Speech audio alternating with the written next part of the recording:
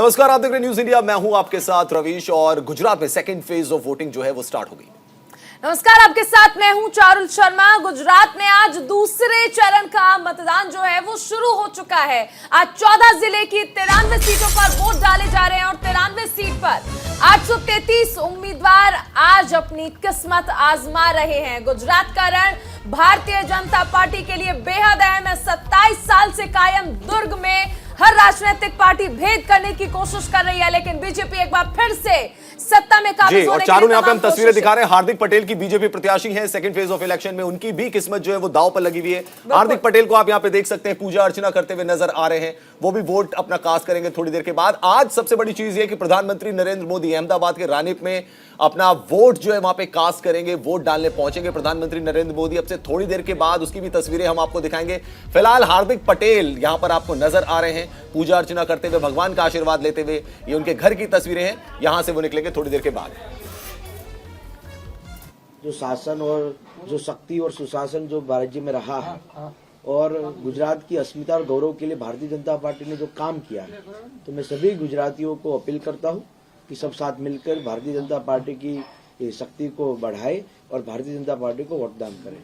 ખાસ હાર્દિક તમે વિરમગામથી મેદાન હતા, ખાસ કેવા પડકારો અત્યાર સુધી કેવા મુદ્દાને લઈને પ્રજા પર સમજ માંગી?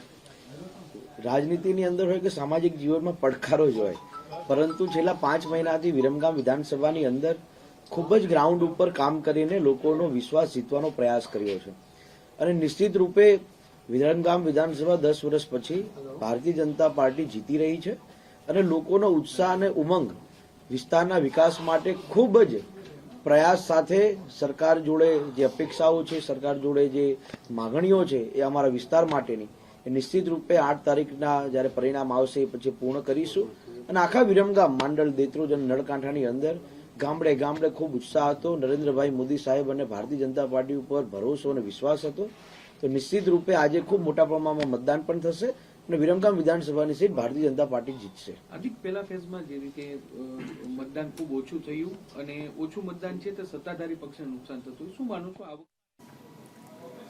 तो हार्दिक पटेल को आपने देखा, अहमदाबाद की विरमगाम सीट से हार्दिक पटेल उम्मीदवार हैं और ऐसे में देखिए ये देखना दिलचस्प हो जाएगा कि हार्दिक पटेल जिसकी एक आवाज पर, एक हुंकार पर लाखों युवा उनके पीछे चलते थे, लेकिन पिछली बार कांग्रेस की तरफ से और इस बार भारतीय जनता पार्टी की तरफ से वो विरमगाम सीट पर उम्मीदवार हैं। विरमगाम जो उनका गृह नगर भी है, ऐसे में हार्दिक पटेल की जिम्मेदारियां और ज्यादा बढ़ गई हैं। फिलहाल देखिए जीत का दावा भारतीय जनता पार्टी कर रही है, लेकिन इसके साथ ही कांग्रेस और आम आदमी पार्टी भी जीत का दावा कर रहे हैं। हालांकि आम आदमी पार्टी के पास खोने के लिए कुछ भी नहीं बचा है, पाने के लिए बहुत कुछ है। और यहाँ पे चारुल हम तस्वीरें भी दिखा रहे हैं कि वोटिंग प्रोसेस जो है सेकंड फेज ऑफ इलेक्शंस की वो शुरू हो गई है। ईवीएम आप यहाँ पे देख सकते हैं और एक प्रोसेस होता है, एक प्रोटोकॉल होता है। जब भी वोटिंग होती है उससे पहले एक प्रोटोकॉल होता है कि सारे जो प्रत्याशी हैं उनके जो वहां पर एजेंट्स होते हैं उनको सबसे पहले दिखाया जाता है कि ईवीएम काम कर रही है या नहीं कर रही है। पहले कुछ रैंडमली वोट डाले जाते हैं, ये प्रोसेस होती है, तो ये प्रोसेस भी हम दिखा रहे हैं। और हार्दिक पटेल को भी हमने यहां पर सुना, उन्होंने कहा कि प्रधानमंत्री मोदी के नेतृत्व में जिस तरीके से देश आगे बढ़ रहा है, गुजरात मॉडल की उन्होंने बात करी कि भारतीय जनता पार्टी ही वो पार्टी है जो गुजरात के लिए सबसे ज्यादा जरूरी भी है। हार्दिक पटेल की तस्वीरें हमने आपको दिखाई थी, पूजा अर्चना करते हुए भी वहां पे नजर आए थे। सेकंड फेज ऑफ इलेक्शन 93 सीटों के लिए वोटिंग होनी है। फर्स्ट फेज ऑफ इलेक्शन में थोड़ा सा चारुल हमने देखा था कि जो वोटिंग थी वो थोड़ी स्लो रही थी। बिल्कुल, देखिए सबसे अहम चीज है कि गुजरात के रण में इस बार क्या रहने वाला है। हमारे साथ तमाम खास मेहमान जुड़ गए हैं। एसएस चन्नी हमारे साथ जुड़े हैं, बीजेपी के प्रवक्ता हैं। रत्नाकर सिंह कांग्रेस के नेता हैं। विक्रम दवे हमारे साथ हैं, आम आदमी पार्टी के प्रवक्ता। वहीं इसके साथ ही हम आपको ये भी बता दें कि प्रेम कुमार जी वरिष्ठ पत्रकार के तौर पर हमारे साथ जुड़ेंगे। सभी खास मेहमानों का बहुत स्वागत है। सबसे पहले हम चन्नी सर आपके पास आने चाहेंगे और आपसे समझना चाहेंगे, बीजेपी का रण बेहद अहम है। देखिए सौराष्ट्र में आपने देखा पहले चरण में कि वोटिंग उस तरह से नहीं हो पाई है, इस वाले चरण से कितनी उम्मीदें? चारू, मैं आपको बता दूं कि ये जो चरण है सेकंड फेज, जिसमें 14 जिलों की 93 सीट्स पर पोलिंग हो रही है, ये बहुत दिलचस्प है और रहेगा। और हमें पूरी उम्मीद है कि जो गुजरात के हमारे वोटर्स हैं वो बहुत लार्ज नंबर में आएंगे आगे और आके अपना जो फ्रेंचाइज है, बहुत कम मुल्कों में पहले था, अब तो कई जगहों में है, कि जो राइट टू वोट है वो एवरी एडल्ट सिटीजन को मिला है 18+। उसकी बहुत हमारी जो डेमोक्रेटिक सिस्टम है उसकी एक ताकत बनी हुई है। तो उसके हिसाब से हम एक्सपेक्ट करते हैं कि बहुत लोग आगे आएंगे और बढ़ चढ़ कर वो अपनी वोट है जो वो डालेंगे। जी जैसे आपने कहा कि पहले चरण में थोड़ा कम था वोट, 63.14% था, तो उसमें वो तो अल्टीमेटली लोगों के ऊपर डिपेंड करता है कि कितने लोग आके वोट करते हैं। पर मैं एक चीज आपको ये बता दूं जी कि जो वोटिंग हुई है उसके जो आपको भी मालूम है, हमें भी मालूम है, सभी को जितने मेरे साथ वो पैनलिस्ट हैं, कि अगर कम वोटिंग होती है तो इसका मतलब ये है कि लोग प्रो इनकम्बेंसी को एक्सेप्ट करते हैं और वो चलिए सर, इसके तो मायने बाद में निकाले जाएंगे जब 8 दिसंबर को नतीजे आएंगे, तब पता लगेगा कि प्रो इनकम्बेंसी है, एंटी इनकम्बेंसी। हमारे साथ रत्नाकर सिंह भी है, कांग्रेस के नेता प्रवक्ता, उनके पास हम चलते हैं। सर, इस फेज से आपको कितनी उम्मीद है? 93 सीट्स के लिए मतदान होना है। सेकंड फेज में कितनी उम्मीद है कांग्रेस को? क्या इस बार 27 साल का जो शासन चल रहा है भारतीय जनता पार्टी का, उस किले को ढा पाएगी कांग्रेस? है दम? सारी गुजरात की जनता को दरख्वास्त करना चाहूंगा कि आज जो सेकेंड फेज का मतदान है, इसमें ज्यादा से ज्यादा गुजरात की जनता अपने मत का दान करे, ताकि उनके दान से लोकतंत्र का मंदिर जो है वो मजबूत हो। जितना वो लोग दान करेंगे उतना लोकतंत्र का मंदिर जो है मजबूत होगा। रवि जी, मैं आपके प्रश्न पे आ जाता हूँ सीधे से, क्योंकि पिछला जो फर्स्ट फेज का जब चुनाव हुआ है उसमें जो 89 सीट्स का चुनाव हुआ है, हमने बहुत सारे जगह सर्वे किए हैं और 89 सीट्स में कांग्रेस पार्टी जो है कम से कम 55 सीटें जीतने जा रही है। वो जीतने जा रही है। गुजरात जैसी जगह जहां पे भारतीय जनता पार्टी की पूरी सीटें, सूरत जैसी जगह जहां पे भारतीय जनता पार्टी ने सारी सीटों को जीता था, और वहां पे भी हम लोगों ने बहुत अच्छा प्रदर्शन किया है, और उसका परिणाम ये रहा है कि भारतीय जनता पार्टी इतनी बौखला गई वहां के व्यापारियों से कि वहां पे अगले दिन 30 हीरा व्यापारियों पे रेड करवाती है। रत्नाकर जी, हम जानेंगे आपसे अभी आप दावा भी कर रहे हैं 55 सीट का पहले चरण में। हमारे साथ हमारे सहयोगी मेहुल झाला जुड़ गए हैं। मेहुल, थोड़ी ही देर में प्रधानमंत्री नरेंद्र मोदी वोट कास्ट करने वाले हैं। इस वक्त क्या तैयारियां आप देख पा रहे हैं वहां पर? बिल्कुल, मैं खड़ा हूं नरेंद्र भाई के बड़े भाई सोमा भाई मोदी के घर। आप मेरे पीछे देख रहे हैं कि सोमा भाई बेसब्री से इंतज़ार कर रहे हैं, चूँकि एसपी जी अभी आके बता गई है कि जिस तरह से प्रधानमंत्री नरेंद्र मोदी वोट कास्ट करेंगे उसके पश्चात ये यहाँ पर आएंगे और परिवार से मिलेंगे। सोमा भाई खड़े हैं, उनके पत्नी भी साथ झूले पर बैठ रहे हैं, और जिस कदर से प्रधानमंत्री नरेंद्र मोदी निशान स्कूल रानी इलाके में वोटिंग करने आएंगे, तत्पश्चात ये सोमा भाई से मिलने आएंगे।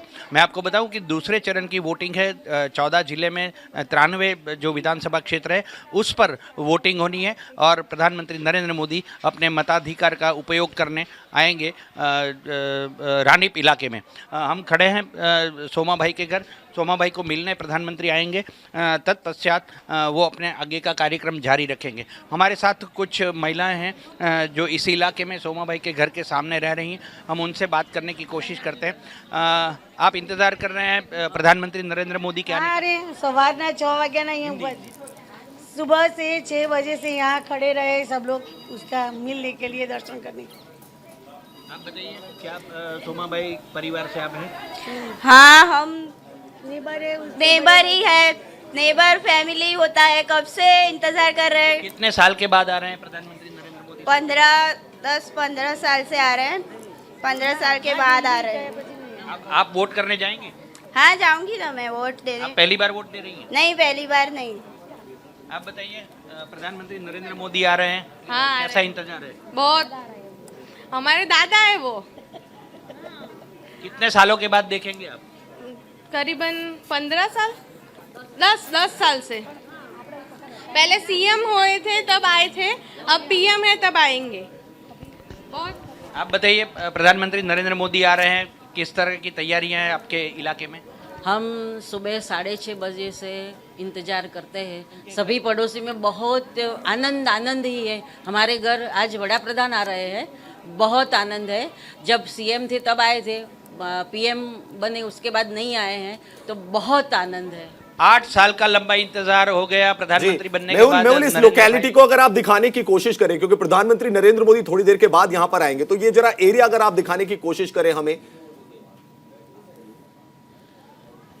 बिल्कुल बिल्कुल, मैं आपको दिखा रहा हूँ कि किस तरह से यहाँ साफ सफाई भी हो रही है। यहाँ पूरा जो महकमा है, पुलिस दल, एसपीजी, ये सारे जो कि निशान स्कूल के ठीक बिल्कुल पीछे वाला इलाका है। आप मेरे सामने देख सकते हैं कि किस तरह से लोग अपने घर के बाहर आकर खड़े हैं और इंतज़ार कर रहे हैं कि प्रधानमंत्री नरेंद्र मोदी अपने लाव लश्कर और काफिले के साथ यहाँ पर आएंगे। एसपीजी होंगे उनके साथ। ये पूरा इलाका साफ सुथरा अभी दिख रहा है। आप देख रहे हैं कि ऊपर जो लॉबी में है, बालकनी में लोग खड़े हैं और इंतज़ार कर रहे हैं। सबके हाथ में मोबाइल है। आप सामने भी देख सकते हैं, एक लड़की खड़ी है हाथ में मोबाइल लिए, वो इंतज़ार में है कि प्रधानमंत्री नरेंद्र मोदी जैसे ही यहाँ आए उनकी तस्वीर जो है अपने मोबाइल कैमरे में कैद करने की कोशिश करें।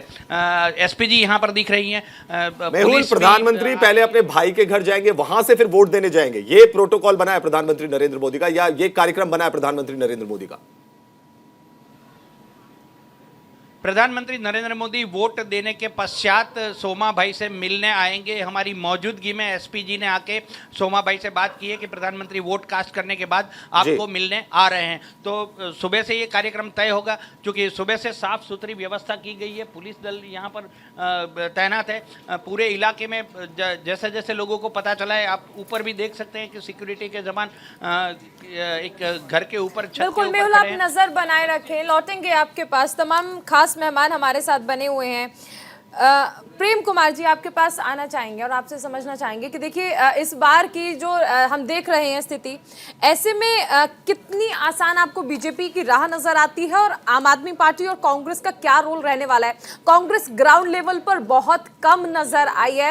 हालांकि ये कहा जा रहा है कि कांग्रेस की ओर से जो साइलेंट कैंपेनिंग की गई है वो उसका एक स्ट्रॉन्ग फैक्टर हो सकता है, लेकिन अगर सार्वजनिक तौर पर देखें तो बहुत कम नजर आई। और आम आदमी पार्टी का रोल देखिए चारुल जी, सबसे आम आदमी पार्टी का रोल जो आपने कहा, ये एक इम्पॉर्टेंट फैक्टर है गुजरात में कि वो कहाँ पर और कितने वोट हासिल कर रही हैं। इससे प्रभावित होने वाला है चुनाव परिणाम, ये भूमिका है। कांग्रेस पार्टी निश्चित रूप से इस बार रणनीति अलग रही कांग्रेस की। भारतीय जनता पार्टी की रणनीति जहाँ धुआंधार और एकदम हाई प्रोफाइल चुनाव प्रचार का रहा, वहीं कांग्रेस पार्टी ने ठीक उलट रणनीति अपनाई है और एक परसेप्शन क्रिएट हुआ कि कांग्रेस चुनाव में नहीं है, मैदान में नहीं है। तो ये परसेप्शन जो है, इसकी भी परवाह कांग्रेस ने नहीं की। लेकिन चुनाव बहुत रोचक है और मतदान का गिरना एक बड़ी बात है, क्योंकि वहाँ बहुत महारथी नरेंद्र मोदी जी, अमित शाह जी, पूरा बीजेपी का कैंपेन है। तो वो उत्साह जो है मतदाताओं में क्यों नहीं दिखा, ये बहुत बड़ा सवाल है। और चुनाव आयोग ने परिपाटी से हट करके बीच में अधिक से अधिक मतदान करने की पहली बार अपील की है और इस अपील को भी कई लोग पक्षपात के रूप में देख रहे हैं। जी, रमेश भट्ट भी हमारे साथ जुड़ गए, राजनीतिक विश्लेषक है। रमेश भाई, आपसे जानना चाहूंगा गुजरात की पॉलिटिक्स के बारे में आप क्या कहेंगे? क्या समीकरण आपको नजर आ रहे हैं? आपका जो राजनीतिक अनुभव है पत्रकारिता का, वो क्या कहता है? क्या इस बार ये जो 27 साल से जो बीजेपी का शासन चला आ रहा है गुजरात में, क्या उसमें सेंध लगेगी या आपको लग रहा है कि ये भी केक वॉक होने वाला है, 5 साल और भारतीय जनता पार्टी के पास रहेंगे? देखिए, इसके नतीजों का तो मुझे लगता है कि हमें, जैसा कि आपने पहले भी कहा, कि 8 तारीख का इंतजार करना चाहिए। लेकिन ये चुनाव मैं 3 नजरिए से बहुत दिलचस्प मानता हूं। पहला, क्या भारतीय जनता पार्टी, जैसा कि आपने कहा, उसके लिए एक इजी केक वॉक रहने वाला है ये चुनाव। दूसरा, क्या कांग्रेस पार्टी 27 साल की एंटी इनकम्बेंसी फैक्टर से क्या ये चुनाव जीत सकती है? और तीसरा, आम आदमी पार्टी क्या अपने फुटप्रिंट्स दिखा पाएगी गुजरात में? अगर अभी तक के एनालिसिस को अगर आप देखेंगे, जैसा कि अभी हमारे पैनलिस्ट चर्चा कर रहे थे कि साहब मतदान प्रतिशत गिरा है।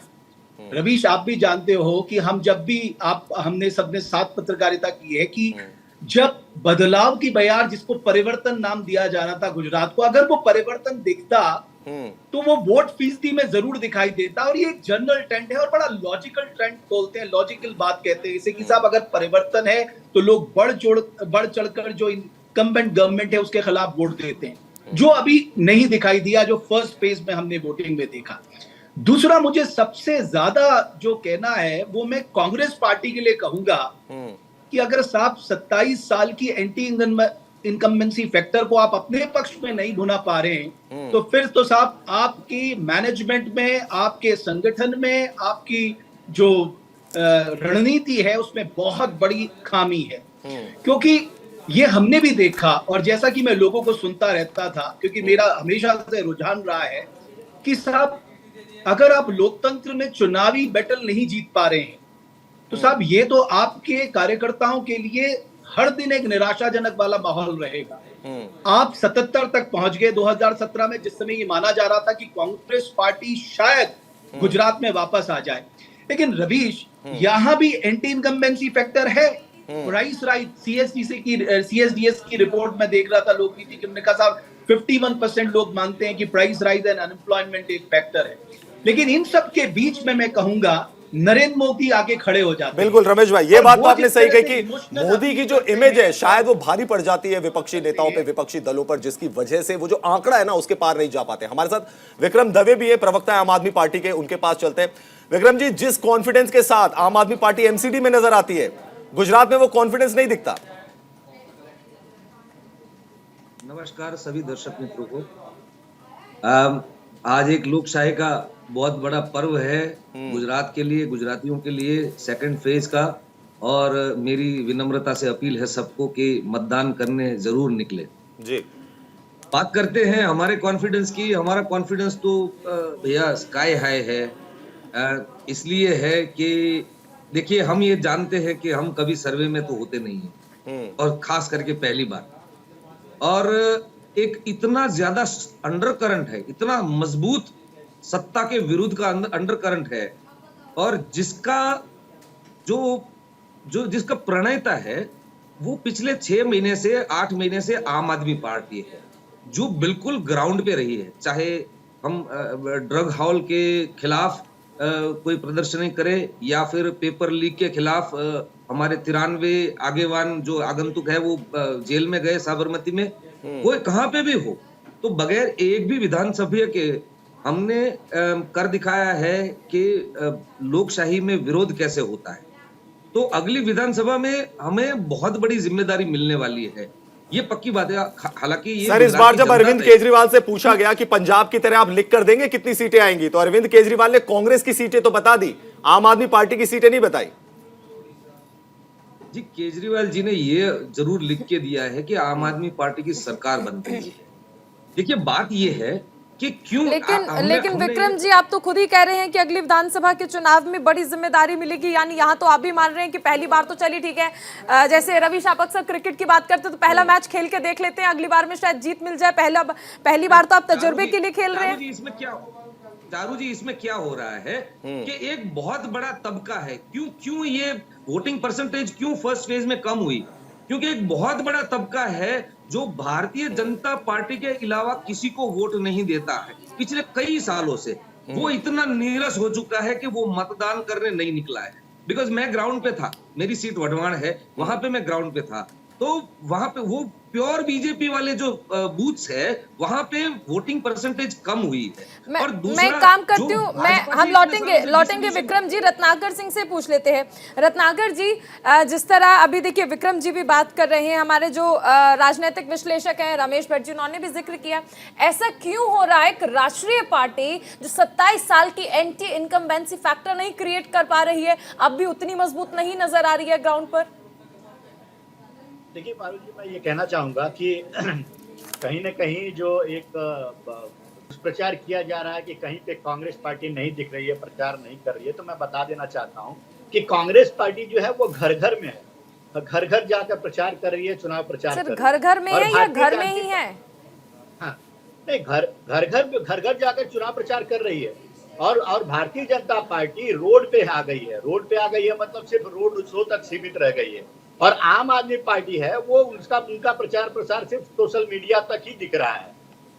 तो ये परिस्थिति है आज गुजरात में लोगों की। और जहां पर बात रही कम वोटिंग परसेंटेज की, तो मैं बता देना चाहता हूं कि ये भारतीय जनता पार्टी है जो नारा लगाती है कि पहले मतदान फिर जो है जलपान। तो सुबह जो है इनके कोर वोटर्स निकलते हैं, सुबह सुबह जो जाते हैं 7 से 10 बजे तक, ज्यादा से ज्यादा इनके वोट। तो गुजरात में दूसरे चरण का चुनाव है आज। वोटिंग सुबह 8 बजे से चल रही है। आज प्रधानमंत्री नरेंद्र मोदी भी वोट कास्ट करने वाले हैं। बड़ी खबर आपको बता दें, आज 14 जिले की 93 सीटों पर वोट डाले जा रहे हैं और 833 उम्मीदवार आज चुनावी मैदान में हैं, जिनकी किस्मत आज दांव पर लगी है। जी हां, थोड़ी देर में प्रधानमंत्री नरेंद्र मोदी अपना वोट डालने आएंगे। रानी अहमदाबाद में अपना वोट कास्ट करेंगे। तस्वीरें भी हमने आपको थोड़ी देर पहले दिखाई थी, स्कूल की तस्वीरें दिखाई थी जहां पे कि प्रधानमंत्री नरेंद्र मोदी अपना वोट डालेंगे। उसके बाद अपने भाई से मिलने भी पहुंचेंगे और वहां पे लोगों में काफी उत्साह देखा जा रहा है। Second phase of election, second phase of voting आज गुजरात में शुरू हो चुकी है। 93 सीट से 93 सीटों पर यह मतदान होना है। पहला जो फेज था वो 89 सीटों के लिए था, अब 93 सीटों के लिए है। 14 जिलों की 93 सीटों पर वोट डाले जा रहे हैं।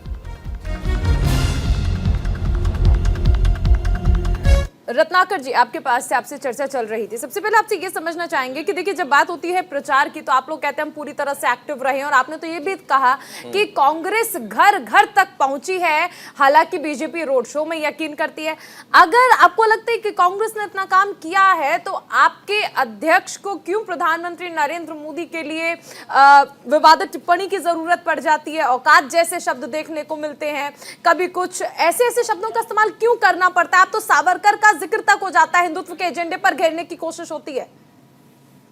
देखिए पारुल जी, ये प्रश्न जो है मैं आपके प्रश्न का जवाब देता हूं, लेकिन इसके पहले मैं ये प्रश्न पूछना चाहता हूं कि आखिर नरेंद्र मोदी जी जो भारतीय जनता पार्टी है, ये विकास की राजनीति तो शुरू करती है, तो विकास की बात करती है, लेकिन अंत में जब चुनाव नजदीक आते जाते हैं तो ये ध्रुवीकरण पे आ जाती है और इनको बात करना पड़ता है 2002 के दंगे की।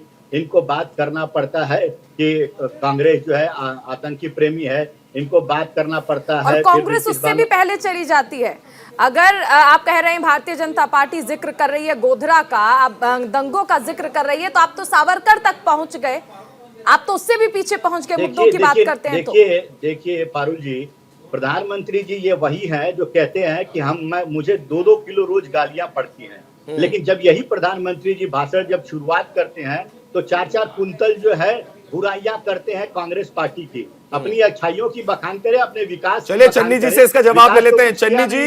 चन्नी जी, गुजरात में इलेक्शन कैंपेनिंग हो रही है। योगी आदित्यनाथ को हमने सुना, प्रधानमंत्री नरेंद्र मोदी को सुना, अमित शाह को सुना, और जैसा कि हमारे जो कांग्रेस के यहाँ पर प्रवक्ता बैठे हैं वो भी कह रहे हैं कि घूम फिरकर चुनाव की जो कैंपेनिंग है वो विकास का एजेंडा नहीं है, घूम फिरकर ये पोलराइजेशन पर आ जाता है, घूम फिरकर ये बटला हाउस एनकाउंटर पर आ जाता है।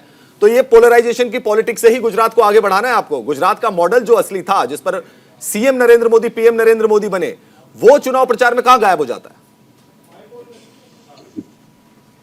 रवीश जी, मैं आपको बताता हूं, खैली पुलाव बनाने और ऐसी बातें करनी तो बहुत आसान होती है, पर जिस व्यक्ति ने, जिस लीडर ने आजकल जो सारी दुनिया का लीडर बन चुका है, श्री नरेंद्र भाई मोदी, और उसकी ये क्या बात करें। और मैं आपको बता दूं कि अगर इनका तो लीडरशिप का क्राइसिस है, कोई लीडर ही नहीं रहा, और ये बात करते हैं कि विकास की बात करते हैं और भारत तोड़ने की बात करते हैं, और जो वो भारत जोड़ो यात्रा निकाल रहे हैं। भारत तोड़ो की बात कहां कर रहे हैं? भारत जोड़ो यात्रा निकाल रहे हैं। भारत तो जुड़ा हुआ है। ये पता नहीं इनको 75 साल की आजादी के बाद कैसे पता चल गया कि भारत जोड़ने की जरूरत है। भारत तो जुड़ा हुआ है, इनको खुद को जुड़ने की जरूरत है। और इनका जो लीडरशिप का, मैं ज्यादा नहीं कहना चाहता, पर जो इनका क्राइसिस है वो तो सभी को मालूम है। और अगर इलेक्शन में आके आप कहते हैं कि हमने पब्लिकली प्रचार नहीं करना, तो इसका ये मतलब है कि they have nothing to offer, इनके पास कुछ है ही नहीं बताने के लिए। और अगर कुछ ऐसा होता, एंटी इनकम्बेंसी होती, तो 27 साल लगातार बीजेपी की सरकार। चलिए प्रेम कुमार जी से इसका जवाब ले लेते हैं। प्रेम कुमार जी, आखिर ऐसा क्या है गुजरात में मोदी का जो फिगर खड़ा हो जाता है, शायद उसके आगे बाकी फिगर छोटे पड़ जाते हैं, और आज भी गुजराती, चाहे डेवलपमेंट पे बात ना हो, जो हमने सर्वेज देखे, जो हमने लोगों की बातें सुनी, वो चीज ना हो, लेकिन जब प्रधानमंत्री मोदी का नाम आता है तो शायद गुजराती अपनी अस्मिता से उसको जोड़ देते हैं, एक इमोशनल टच आ जाता है, और बाकी जो राजनीतिक दल है वो पीछे हो जाते हैं। प्रेम कुमार जी, ये लोकसभा चुनाव में तो निश्चित रूप से दिखता है कि जब सारी की सारी सीटें बीजेपी जीत लेती है, लेकिन गुजरात विधानसभा चुनाव में ये कद नहीं नजर आता उस प्रभाव के साथ में। ये कद नरेंद्र मोदी जी का, इवन अमित शाह जी का भी वहाँ जो कद है उस मुताबिक परिणाम नहीं आते। आप देखिए 2002 के बाद लगातार सीटें घटी हैं बीजेपी की, और जहाँ तक वोटों के घटने से सत्ताधारी दल को फायदा होने का जो ट्रेडिशनल जो कमेंट जिस पर बात हो रही थी, हमारे राजनीतिक विश्लेषक जी कर रहे थे, तो आप देखें गुजरात में उल्टा है। गुजरात में 73% से घट करके जब 69% वोटिंग होती है, 4% वोट गिरने से बीजेपी की 15 सीटें घट जाती हैं। इस बार 4.5% वोट गिरा पिछली बार तो पाटीदार आंदोलन था ना, हार्दिक पटेल उसकी अगुवाई कर हर रहे थे, चुनाव में पाटीदार आंदोलन चला। हर चुनाव में कुछ ना कुछ कारण होते हैं, है ना। तो वो फैक्टर, इसके बावजूद देखिए जिन इलाकों में पाटीदार आंदोलन हुआ, जिन इलाकों में आदिवासी वोटर्स हैं, जहां कांग्रेस का अच्छा प्रदर्शन था, इस बार वोटिंग परसेंटेज वहां नहीं गिरा है। वोटिंग परसेंटेज दूसरे इलाकों में गिरा है जहां बीजेपी का प्रदर्शन अच्छा था। तो मैं ये कह रहा हूं कि वोट प्रतिशत क्यों नहीं बढ़ रहा है, अगर ये इतने कद्दावर नेता हैं, इनके प्रति इतना आकर्षण है और सीटें भी घट रही हैं। तो वो जादू वाला, करिश्मा वाला जो फैक्टर है, मीडिया का क्रिएट किया हुआ फैक्टर है, ये गुजरात विधानसभा चुनाव में दिखाई नहीं पड़ता। जी मेरा एक सवाल रमेश जी आपसे है, मैं आपसे समझना चाहूंगी राजनीतिक विश्लेषक के तौर पर। देखिए, जब हम मुद्दों का जिक्र कर रहे हैं तो मुद्दे तो कई सारे हैं, कोई भी पार्टी कोई कोर कसर नहीं छोड़ रही है, लेकिन इसमें क्योंकि दूसरे चरण का चुनाव है, गोधरा का जिक्र हो चुका है, तो बिल्किस बानो का जिक्र भी हो रहा है। और सबसे अहम चीज यहाँ पर जो सबसे बड़ा आरोप भारतीय जनता पार्टी पर लग रहा है वो ये है कि CK राहुल जी जो 5 बार से विधायक है, वो वही विधायक है जो बिल्किस बानो के आरोपियों का स्वागत करने के लिए गए थे। तो ऐसे में ये एक अहम फैक्टर माना जा रहा है, जिसको कहा जा रहा है कि बीजेपी का पूरा फोकस इस पूरे चुनाव में और हर जगह चुनाव में सिर्फ हिंदुत्व का जो मुद्दा है वो ही सिमट कर रह गया है। उसका कारण है, अगर आप ये मैं ही नहीं, काफी सारे एनालिस्ट कहते हैं कि प्रयोगशाला रही है गुजरात। अगर हिंदुत्व की प्रयोगशाला अगर किसी एक राज्य को माना जाता है, वो गुजरात को माना जाता है। जब राम मंदिर का मूवमेंट चला था तो सोमनाथ से अयोध्या तक की यात्रा आप याद करिए, लाल कृष्ण आडवाणी ने निकाली थी। और ये जो नेगेटिव पब्लिसिटी है, ये प्राइम मिनिस्टर मोदी को बहुत सूट करती है। वो जिस गुजरात मॉडल को लेकर देश के प्रधानमंत्री बन गए, अगर आप हिस्ट्री वाइज देखेंगे, जिस ग्रोथ रेट को लेकर चर्चा होती थी, वो 90s के बाद, वो 90s से वो ग्रोथ रेट है। उनकी तारीफ इस बात की जा सकती है, साहब उन्होंने उसको सस्टेन रखा। लेकिन कभी भी आप देखना कि ये मुद्दे गौण हो जाते हैं। चुनाव के जो असली मुद्दे होते हैं, मैंने जो कहा ना, वो गुजराती प्राइड है, वो हिंदू मुस्लिम है, वो इमोशनल इश्यूज हैं। प्राइस राइज का मुद्दा कहाँ है चुनाव में? सबसे बड़ा जो निर्णायक मुद्दा होना चाहिए था वो प्राइस राइज, अनएम्प्लॉयमेंट, किसानों की बदहाली, या खासकर रूरल गुजरात में जो अलग अलग समुदाय हैं उनकी नाराजगी, वो मुद्दा नहीं है। एक चीज जो मैं जिस नजरिए से चुनाव को देख रहा हूं, वो नजरिया इस बात का है कि जो एग्रेसिव कैंपेन आम आदमी ने पार्टी ने किया था, अगर ठीक उसी एग्रेशन के साथ कांग्रेस ग्राउंड में काम करती पिछले 5 सालों में, तो मुझे लगता है इस चुनाव में अभी जो माहौल होता, अभी जो हवा होती, वो कुछ और होती। आपने देखा होगा, मैं भारतीय जनता पार्टी की इस बात की तारीफ करूंगा कि वो छोटे से छोटे इलेक्शन से बड़े इलेक्शन को बड़ा सीरियस लेते हैं। रवीश, एक बात का आप ध्यान रखना, 10 मार्च को जब रिजल्ट आए थे, 11 मार्च को prime minister Modi road show करने के लिए अहमदाबाद में थे जी। आप सोचिए, आप हिमाचल प्रदेश का एक एग्जाम्पल लीजिए, एक विधायक को जो बागी बन गया था, उसको बैठाने के लिए प्रधानमंत्री खुद फोन करते हैं। विपक्षी जरूर मजाक बना सकते हैं जी, बट प्रधानमंत्री एक एक सीट को कितनी इंपॉर्टेंस देते हैं, इस बार उसके दूसरे पहलू को कोई नहीं देखता। अब आप देखिए, 27 साल की एंटी इनकम्बेंसी के बाद, इतना सारा कुछ होने के बाद भी आपने मोरबी ब्रिज कोलैप्स देखा, मिसमैनेजमेंट इन कोरोना के दौरान आपने देखा, शराब कांड आपने देखा, और उसके बाद पेपर लीक का मामला आपने देखा, अनएम्प्लॉयमेंट है, बेरोजगारी के साथ साथ प्राइस राइज है। अगर इन मुद्दों को भी निर्णायक परिस्थिति में कांग्रेस पार्टी नहीं ला पाती, रमेश तो भाई इसका जवाब ले लेते हैं, रत्नाकर सिंह जी से। रत्नाकर सिंह जी, क्या एग्रेशन जो कैंपेनिंग में होना चाहिए उससे लैक करती है कांग्रेस, इसलिए सोशल मीडिया पर इतने ज्यादा वो छाई भी नजर नहीं आती? और जैसा जिक्र कर रहे थे रमेश भाई की, ये कुछ फैक्टर्स थे जिनको भुनाया जा सकता था। मोरबी के कोलैप्स की अगर बात की जाए, जो ब्रिज कोलैप्स हो गया था, वो भी मुद्दा इतना ज्यादा तरीके से कांग्रेस उठा पाई क्या इस चुनाव में?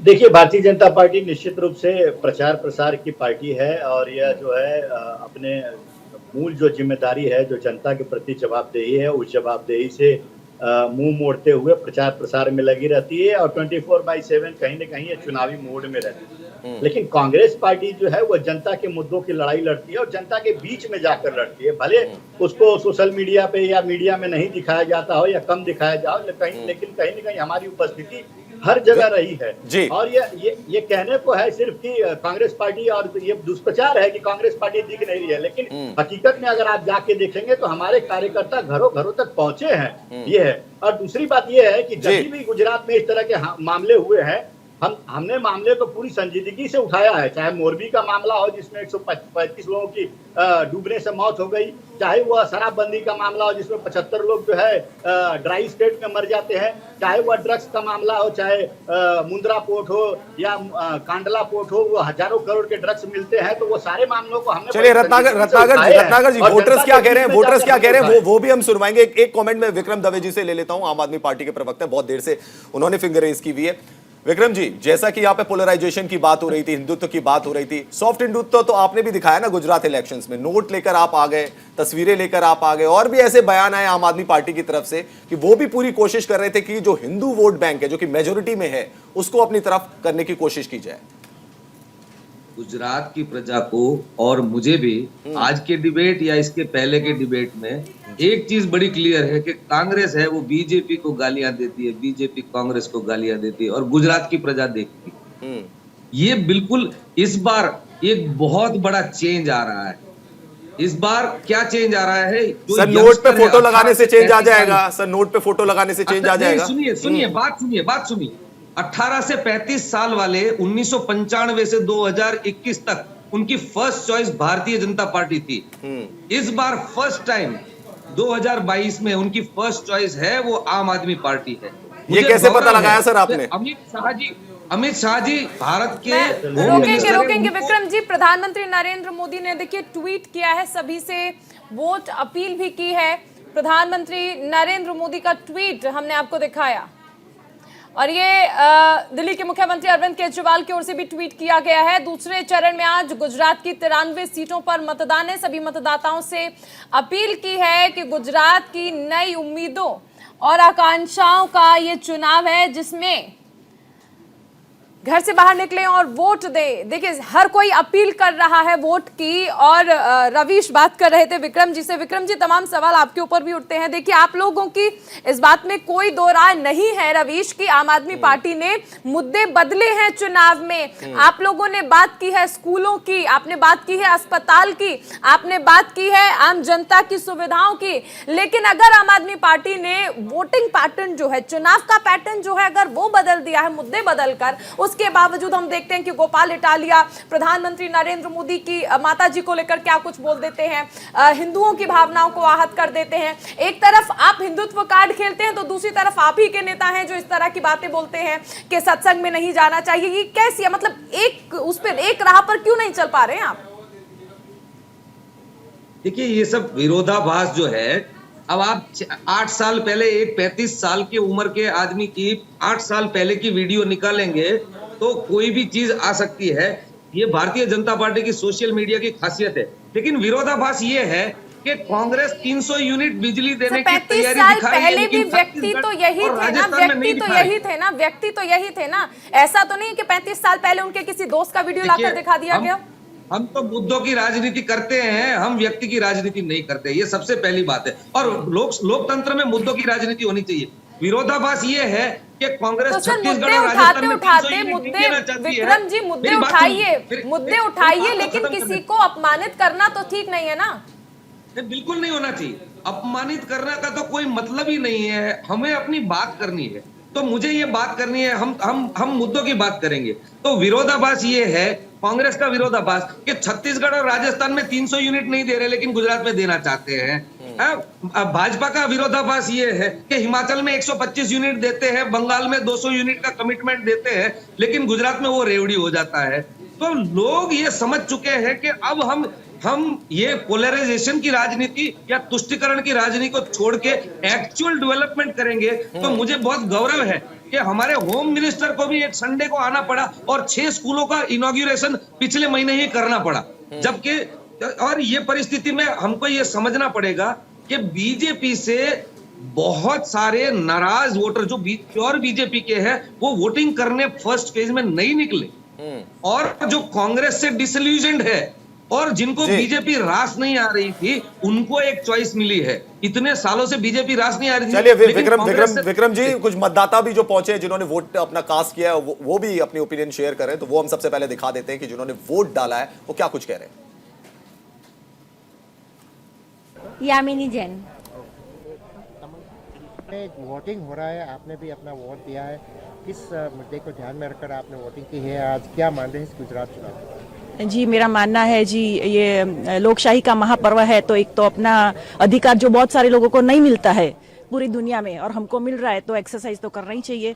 और आप जिस तरह से बोल रहे हैं कि क्या मुद्दे हैं, तो रात को मेरी बेटी है जो 20 साल की है और वो अकेली स्कूटर पे आ सकती है, तो उससे अच्छा क्या हो सकता है। किस तरह से ले रहे इस चुनाव को? इस चुनाव भाई भी यहीं से हाँ जी बिल्कुल, हमारी कंस्टिट्यूंसी है, यहाँ से ही भूपेंद्र भाई है, तो और इसको तो भाजपा का गढ़ माना जाता है, तो वो बहुत मतलब वो बहुत मायने रखते, काम भी किया है, जो मेट्रो यहाँ तक आया है। मैंने बोला सबसे ज्यादा तो सेफ्टी महिलाओं की है, जो कहीं और आई डोंट थिंक इतना इजीली हो सकती है। रात को लड़की अगर स्कूटर पे अकेली आ सकती है तो उससे अच्छा क्या हो सकता है। मेरा नाम सोनिया पटेल। आपने भी अपना वोट दिया, क्या देख रहे हैं, किस प्रकार से वोटिंग, लंबी लाइन भी देखी गई है यहाँ पे, क्या आपने सोचा किस प्रकार का वोटिंग किया? अभी तो लंबी लाइन थी, हम सुबह आ गए थे, और ये जो माहौल जो है अभी चुनाव का, तो मैं सबको बोलता हूँ कि भाई सबको वोट करना चाहिए, दिस इज़ देयर राइट्स। और ये अभी जो गवर्नमेंट जो कर रही है, सरकार जो कर रही है, this is the best thing, एकदम अच्छा काम कर रही है सरकार, और हम सोचते हैं कि यही सरकार फिर से आए और फिर से आगे अपना देश को आगे ले जाए। तो वोटर्स को आपने सुना, सेकंड फेज के लिए जो वोटिंग करके आए थे उनकी बातें आपने सुनी। चन्नी साहब के पास में चलना चाहूंगा। चन्नी साहब, जैसा कि आरोप लगा रहे हैं आपके ऊपर आम आदमी पार्टी के नेता, आपके डबल स्टैंडर्ड्स हैं, जहां पर बात होती है मुफ्त इलेक्ट्रिसिटी देनी है, वो आप अपने मैनिफेस्टो में शामिल कर लेते हैं, लेकिन वही बात अगर आम आदमी पार्टी करती है तो आप बोलते हैं रेवड़ियां बांट रहे हैं। रवीश जी, मैं आपको बताता हूँ, ये जो आम आदमी पार्टी है, ये तो एक तो ये बाहर के लोग हैं, खास करके पंजाब में भी इन्होंने लोगों को बहुत। सर बाहर के लोग कैसे हैं? सर बाहर के लोग कैसे हैं? हिंदुस्तान की पार्टी है। नहीं है तो क्या बात हो गई, कैसी बात करते हो आप? अब हमें ऐसे इंसल्ट मत करिए। विक्रम, हम सब इंडियंस हैं, हम देश के कल्याण के लिए बैठे हैं सब लोग यहाँ पे, भाजपा भी और कांग्रेस भी और हम भी। मेरी बात सुन लो आप, ऐसे बात मत करिए ना, मेरी बात तो सुनो आप। लेकिन आप बाहर के लोग कैसे बोल रहे हैं? मेरी बात शब्द वापस कीजिए। मेरी बात, ये तो ठीक मेरी बात बात सुनो, हम मैं आपको अफ्रीका से आते के हैं, साथ बात करूं, हम क्या सिंगापुर से आते हैं, ये तो गलत बात है। मेरी बात नहीं, सुनो, मैं आपका जो आम आदमी पार्टी का जो मॉडल है मैं उसकी बात कर रहा हूँ। हम कटिबद्ध हैं, हम खड़े हैं भारत के लिए साहब। ये पहले आप अपने शब्द वापस कीजिए। नोट कर लो, मैं जो कहता हूँ उसका आप जवाब। चन्नी साहब, आपका अर्थ क्या है? आम आदमी पार्टी बाहर के लोग हैं, मतलब कहाँ के हैं? पाकिस्तान से आए हैं, अमेरिका से आए हैं, मंगल ग्रह से आए हैं, कहाँ से आए हैं? चन्नी साहब क्लेरिफाई करें आप इसको। बात तो करने दो, मेरी बात तो करने दो। विक्रम जी एक बार जवाब ले लेते हैं चन्नी जी का। विक्रम जी एक बार जवाब ले लेते हैं चन्नी जी का। चन्नी जी बोलिए आप। मैं बोलता हूँ, देखो मैं पंजाब से हूँ और पंजाब में 8 महीने पहले इनकी सरकार बनी, और वो सरकार को कौन रन करता है? हमारे जो माननीय मुख्यमंत्री जी हैं वो तो एक कठपुतली है, सारी दुनिया। सर ये तो भूपेंद्र भाई पटेल के लिए भी कहते हैं। गुजरात में आपने 3 सीएम चेंज कर दिए जब से मोदी जी गए हैं, आनंदीबेन, उसके बाद विजय रूपाणी, भूपेंद्र भाई पटेल। चुनाव कैंपेनिंग में कहीं नजर आया आपको भूपेंद्र भाई पटेल? सारी जिम्मेदारी तो मोदी जी के पास रही। मेरी बात तो सुनो, मैं ये कहता हूँ अगर स्टेट का कोई लीडर है चाहे 10 बार चेंज हो जाए, वो पार्टी का इंटरनल मैटर होता है, ठीक है। और यहाँ क्या है, हमारे चीफ मिनिस्टर बन गए, उसके बाद जो इन्होंने ये शब्द वापस स्टेट है लेने वो पड़ेंगे, हम बात दिल्ली के से लोग रन नहीं हैं। चलिए मोदी जी का काफिला यहाँ पे नजर आ रहा है। हमें थोड़ी देर के लिए गैस को रोकना चाहूंगा मैं। मोदी जी का काफिला यहाँ पे नजर आ रहा है। वोट कास्ट करने के लिए प्रधानमंत्री नरेंद्र मोदी पहुंच रहे हैं रानी अहमदाबाद में। तो लोकतंत्र के महापर्व में अपनी भागीदारी सुनिश्चित करने के लिए आज गुजरात के वोटर्स जो हैं वो बढ़ चढ़कर हिस्सा ले रहे हैं और इसी क्रम में प्रधानमंत्री नरेंद्र मोदी अहमदाबाद की रानी सीट पर विधानसभा चुनाव 2022 एक अहम पड़ाव पर है। आज दूसरे चरण की वोटिंग है। मौजूद हैं प्रधानमंत्री नरेंद्र मोदी के भाई सोमा भाई के साथ, उनसे जानने की कोशिश करते हैं। सोमा भाई, किस तरह से प्रधानमंत्री मोदी जो भारतीय जनता पार्टी के एक प्रचारक के रूप में, ना प्रधानमंत्री बल्कि प्रचारक के रूप में पूरे गुजरात चुनाव की जिम्मेदारी उठाते फिर रहे हैं, आज दूसरे चरण की वोटिंग है। नहीं, उनकी तो कोई परीक्षा है नहीं इसमें, क्योंकि गुजरात में जो काम किया है उन्होंने, जब वो सीएम थे और उसके बाद भी गुजरात में जिस तरह से डेवलपमेंट हुआ है उसकी वजह से पूरे गुजरात की जनता उनके साथ है। जिस तरह से वो काम कर रहे हैं उस तरह से तो कोई संदेह है ही नहीं। आगे तो राम जाने, लेकिन आने वाले समय में गुजरात की जनता कदर करेगी काम का। निष्पक्ष रूप से नरेंद्र भाई जिस तरह से काम करते रहे हैं और पूरे गुजरात का डेवलपमेंट हुआ है, पीएम के पद से पूरे हिंदुस्तान का जिस तरह से डेवलपमेंट हुआ है, विश्व में भारत का नाम इतना बढ़ गया है कि भारत की सोच जो है उसको प्राधान्य दिया जा रहा है। तो इस तरह से ये सब बातें लोग नज़रअंदाज नहीं कर सकते। शुक्रिया सोमा भाई न्यूज़ इंडिया से बात करने के लिए। ये थे सोमा भाई मोदी जो कि प्रधानमंत्री नरेंद्र मोदी के भाई हैं। उनका कहना है कि जो संघ के संचालक थे आदरणीय वकील साहब, उनके जीवन की जो छवि है वो प्रधानमंत्री नरेंद्र मोदी ने हूबहू अपने में उतारी है और यही वसुधैव कुटुंबकम की भावना से प्रधानमंत्री नरेंद्र मोदी आज देश सेवा में कार्यरत हैं। चलिए, तो महाचर्चा लगातार जारी है। रत्नाकर जी, विक्रम जी, आप लोगों का बहुत शुक्रिया। बाकी तमाम मेहमान हमारे साथ बने रहे। गुजरात चुनाव में सबसे पहले हर तस्वीर आपका अपना चैनल न्यूज इंडिया आपको दिखाएगा। रुक रहे एक बहुत छोटे से ब्रेक के लिए। बने रहे न्यूज इंडिया के साथ।